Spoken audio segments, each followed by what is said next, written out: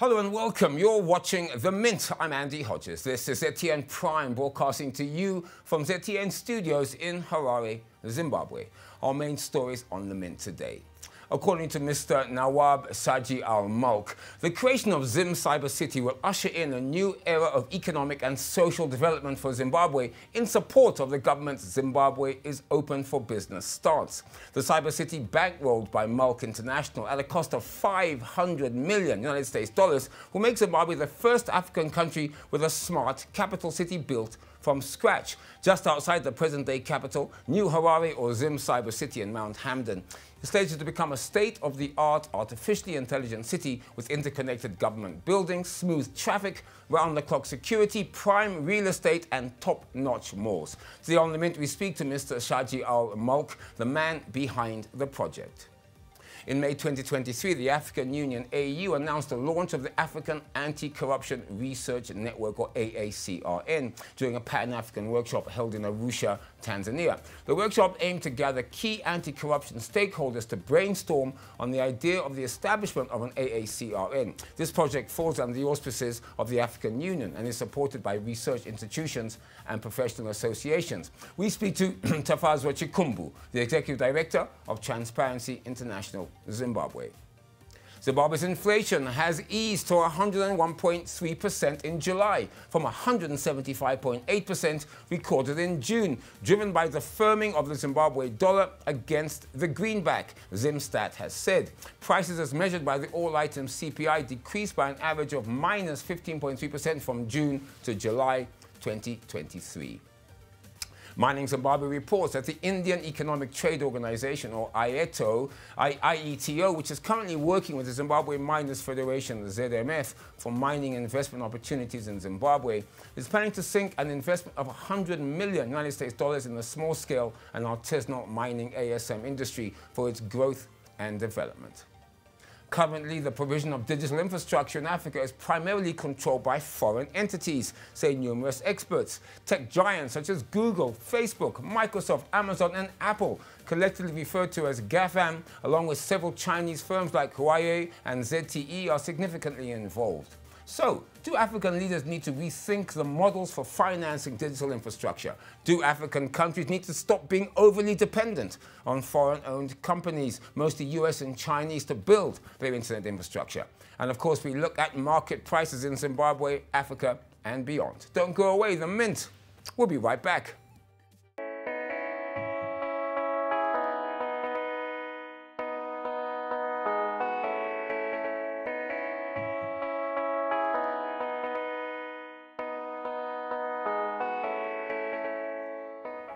Welcome back. You're watching The Mint, and this is ZTN Prime. According to Mr. Nawab Saji Al-Mulk, the creation of Zim Cyber City will usher in a new era of economic and social development for Zimbabwe in support of the government's Zimbabwe is Open for Business stance. The Cyber City, bankrolled by Mulk International at the cost of $500 million US, will make Zimbabwe the first African country with a smart capital city built from scratch. Now, just outside the present-day capital, New Harare, or Zim Cyber City in Mount Hamden, is slated to become a state-of-the-art artificially intelligent city with interconnected government buildings, smooth traffic, round-the-clock security, prime real estate and top-notch malls. The official launch of the Zim Cyber City in Mount Hamden is set for mid-September 2023, as the project is nearing completion. In an interview with ZTN Prime, founder and chairman of Mulk International, the company behind the project, Mr. Nawab Saji Al-Mulk, said the launch has been delayed slightly by the election, but they are on the right path. Mr. Mulk added that the entire project, bankrolled by Mulk International, will be rolled out in 2 phases. What we wanted to do is not just launch an off-plan project. We wanted to build a world-class sales and admin building first, right? So it's all about showing the quality of the construction and the quality of the presentation. The entire process of awarding the contracts for your roads, for your water body, your buildings, is all in the process. So yes, we do need a completion of some of the paperwork that we need in terms of getting the, the units, all that. That's the paperwork. We're well advanced on that. So realistically, we want to do it in 2 phases. Phase 1 will be 50% of the project, including the mall, would be about 2 years, and then the tower and the rest of the project would probably be another year and a half. So that's the...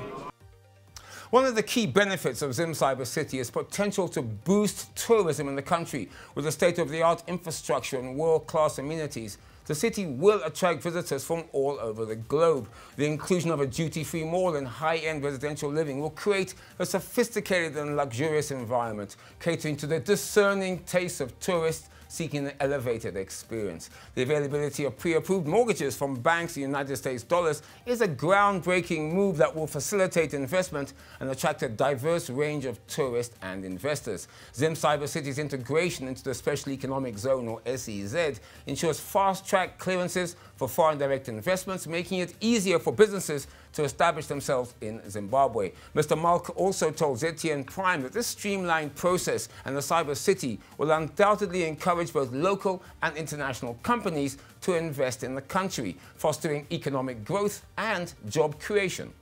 A project of this size comes to any country for that matter. It's a $500 million project. So the contracts it awards, this impacts the local economy, the jobs it creates, it will be in thousands, basically. So it's not just that, it's not a direct investment.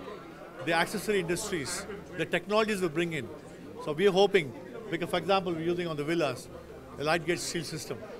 So when you have that, the quality of the finishes, if you see the villas that we're producing, it's going to be large windows, high glasses, very high quality, Dubai standards. So that the impact also, not only just an economic impact, but the technology upgrade as well, basically in the country. Now, you heard from Mr. Malk there, because in addition to its economic benefits, Zim Cyber City aims to enhance the beauty and attractiveness of Zimbabwe. The modern architectural designs, high-tech surveillance systems, and meticulously planned community spaces will create a visually stunning and secure environment. Zim Cyber City holds immense potential for economic and social development for Zimbabwe, with its focus on tourism, infrastructure development, and strategic partnership. The city is poised to become a catalyst for growth, attracting foreign investment, creating jobs, and enhancing the country's overall image. In May 2023, the African Union AU announced the launch of the African Anti-Corruption Research Network, or AACRN, during a Pan-African workshop held in Arusha, Tanzania. The workshop aimed to gather key anti-corruption stakeholders to brainstorm on the idea of the establishment of an AACRN. The MIG spoke with Tafadzwa Chikumbu, Executive Director of Transparency International Zimbabwe. I wanted to know, what exactly was the African Union Advisory Board on Corruption, or AUABC? What was its role and its mandate? So the AUABC is an advisory board that was established within the African Union with a specific mandate to monitor the implementation of the African Union Convention on Preventing and Combating Corruption, which was launched in 2003. So its role is to ensure that member countries who are signatories to that specific convention are actually implementing what they committed. And as part of that, they also carry out some evaluations. And recently, on July 11th, when the African Union was commemorating the 20 years anniversary of the convention, they actually did a review in terms of how countries are performing in terms of implementing that convention. So their specific role is to ensure that member countries are adhering to the convention, but at the same time, as an advisory body, they are an advisory they provide advisory services to national anti-corruption agencies in terms of how they should combat corruption in country. Now, the AACRN will provide science-based data to African Union states, which will inform their anti-corruption initiatives and provide evidence-based information which to incorporate into anti-corruption strategies. The research network will also carry out tasks such as mapping the body of research available on the anti-corruption research outputs to policymakers, scholars, civil society organizations, the media. This includes information on training for government officials. TIZ Executive Director Tafadzwa Chikumbu supported the establishment of the AACRN. As Transparency International, we are actually happy to note that the African Union is actually recognizing the importance of research in anti-corruption. because as a movement, we have been doing researches around corruption, giving recommendations in terms of how governments should implement to combat corruption. But of course, we have not been receiving traction in some countries, even including our own country.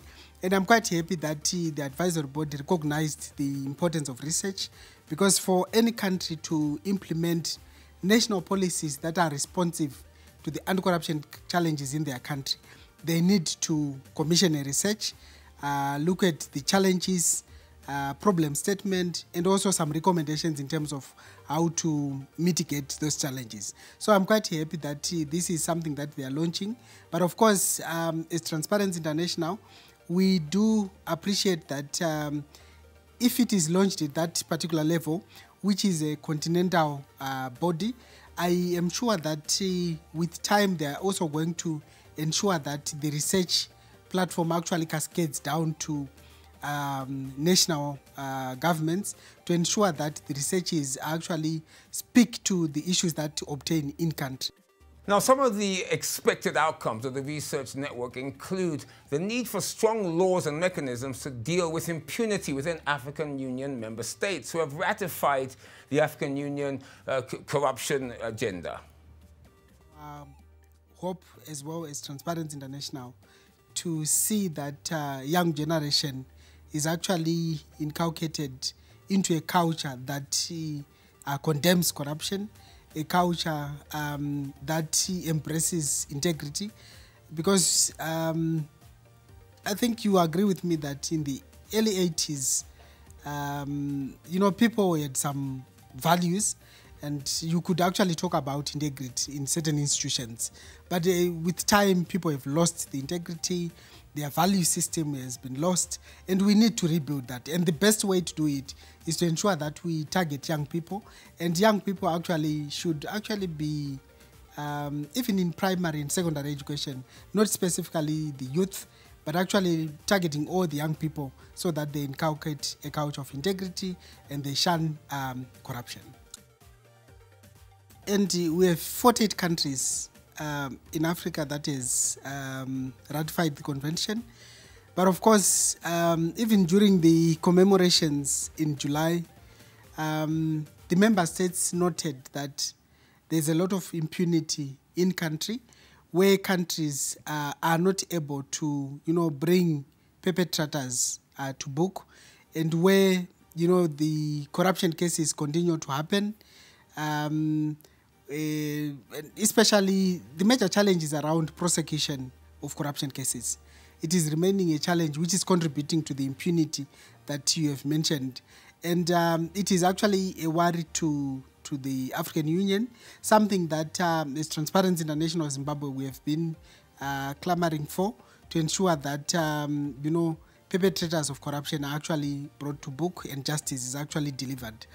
Now, one of the key sort of parameters of the network, and I think Tafazwa there highlighted it substantially well, is about bringing in the youth engagement and representation, because you need to ensure that anti-corruption fights are sustainable, particularly intergenerational. And that way then the youth, even as young as in primary school, can learn about anti-corruption efforts and not be corrupt when they grow up. These are critical things. Look, it is imperative, according to the African Union, that member states adopt anti-corruption information, educational resources, as well as, of course, evidence and data, which is backed, of course, by the research organization. Anyway, it's time to take a breather. After the break, Zimbabwe's inflation has eased to 101.3% in July. The Indian Economic Trade Organization, IETO, is to sink $100 million in the Zimbabwean small-scale and artisanal mining industry, ASM. And can Africa achieve digital sovereignty? Don't go away. The Mint will be right back.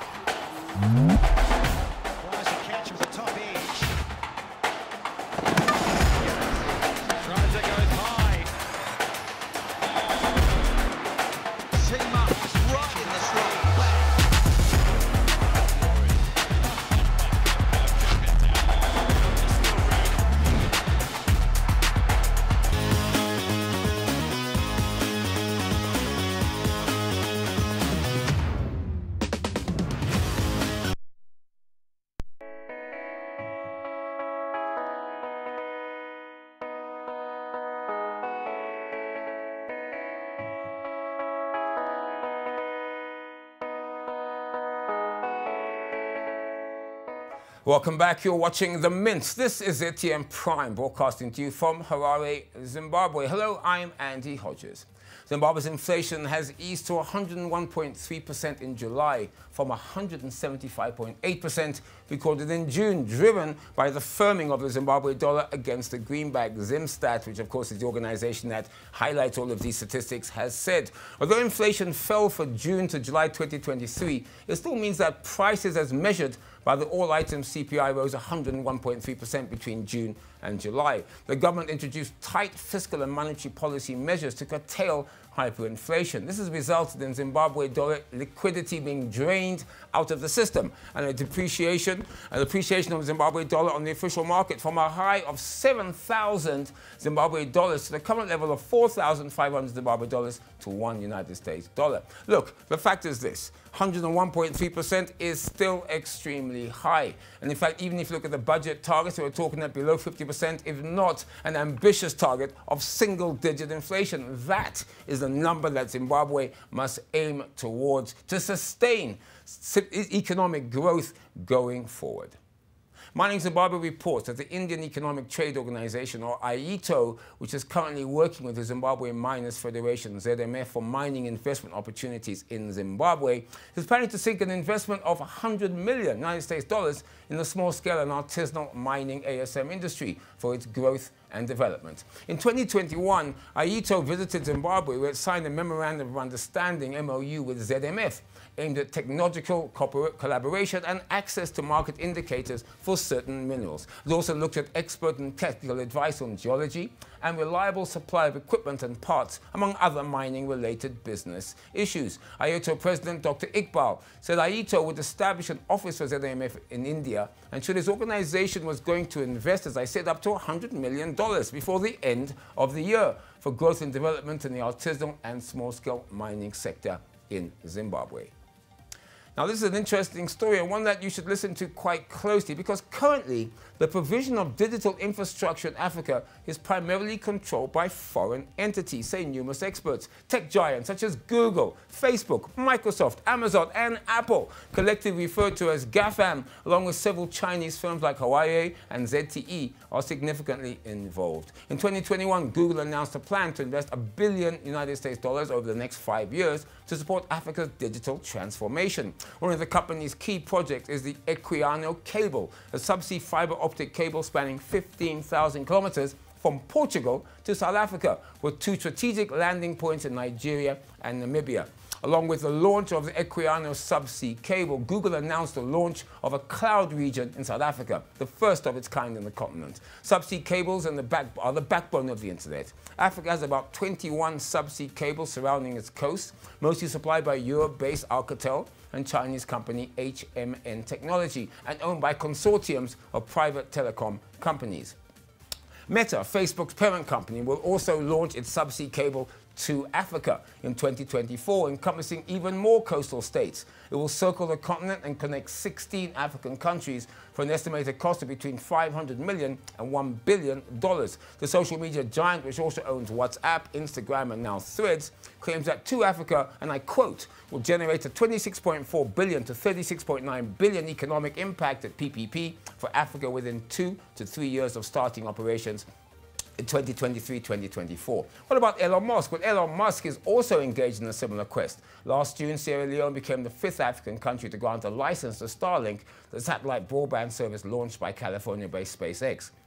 It's a spacecraft company founded by the tycoon Chinese firms are also becoming increasingly involved in building digital infrastructure in Africa. According to a paper released by the Atlantic Council, a US think tank, Huawei and Chinese phone maker ZTE have built nearly 80% of Africa's third-generation 3G network infrastructure, with Huawei having built 70% of all 4G networks, and it's competing to build all the future 5G networks in Africa. Some critics argue that an over-reliance on a few foreign-owned tech companies to build internet infrastructure in Africa might result in an internet that does not reflect countries' cultural norms. Good or bad, it appears until a disruptor comes along, Africa will remain dependent on big tech to build and fund its digital and internet infrastructure. I'm not sure that that may be a good thing in the years or decades ahead. It's time to take a breather. After the break, we look at market prices in Zimbabwe, Africa, and beyond. Don't go away. The Mint will be right back.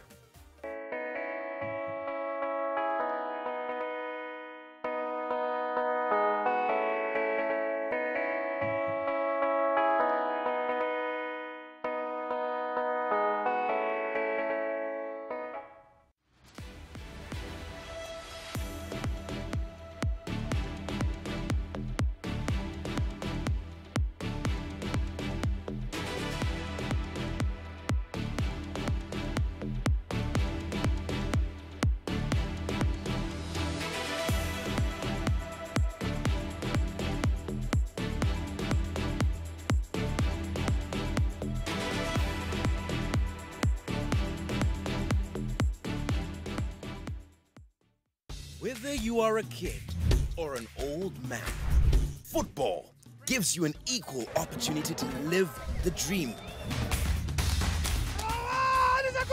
This beautiful game lets us dream and live that dream in someone else's shoes. And dreams are what keeps us alive. Keep dreaming with the Kasolaga Premier Soccer League. Bora Redu, March to December, live on ZTN Prime. DJ on the move is for all board. Live for ZTN Prime TV evanu. Padagu inonaka evanu. Matirina tangira kusoka.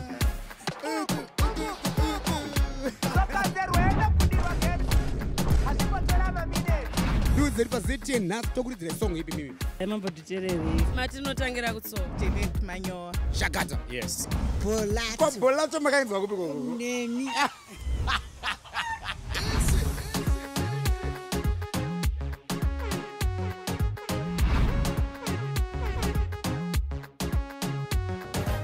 Go pane nubu boys dangu. Ayo hamba one.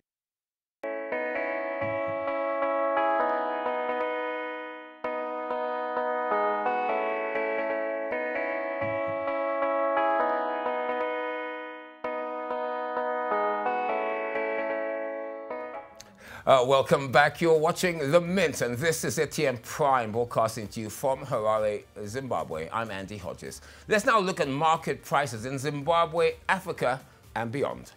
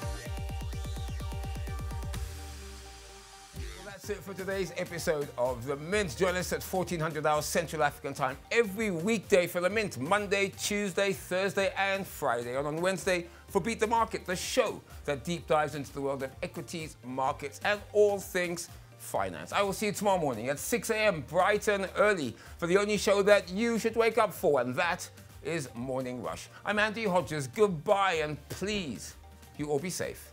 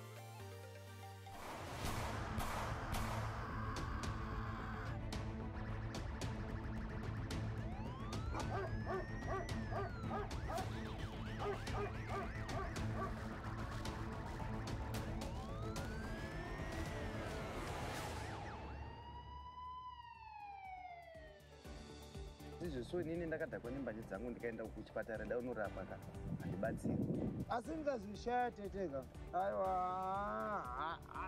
Deeper analysis. So, are you ready and prepared if violence rears up? Jacob Mafume's party has taken hostage of them. The videos are there. Do not be drawn into the debate of discussing issues that are sub judice. He said when he grows up, he would like to be like me. Oh. Just to put you in there. Good evening and welcome to the program. Just to break the ice, what is ZINEF's mandate? To promote media freedom. And money matters. Coming up, Tanganda Limited is set to bring online a macadamia processing plant. Now, Zimbabwe Stock Exchange listed company Seedco Limited has resolved to suspend indefinitely its proposal. Every week on ZTN Prime.